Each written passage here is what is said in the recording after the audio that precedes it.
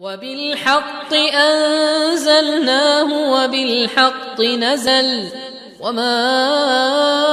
أرسلناك إلا مبشرا ونذيرا وقرآنا فرقناه لتقرأه على الناس على مكث ونزلناه تنزيلا قل آمنوا به أو لا تؤمنوا إن الذين أوتوا العلم من قبله إذا يتلى عليهم يخرون للأذقان سجدا ويقولون سبحان ربنا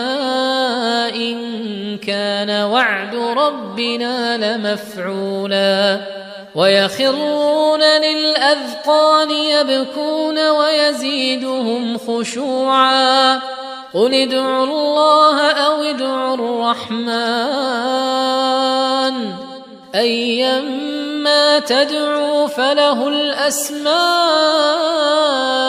الحسنى ولا تجهر بصلاتك ولا تخافت بها وابتغ بين ذلك سبيلا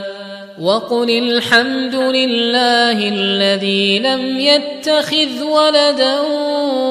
ولم يكن له شريك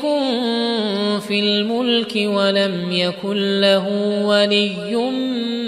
من الذل وكبره تكبيرا.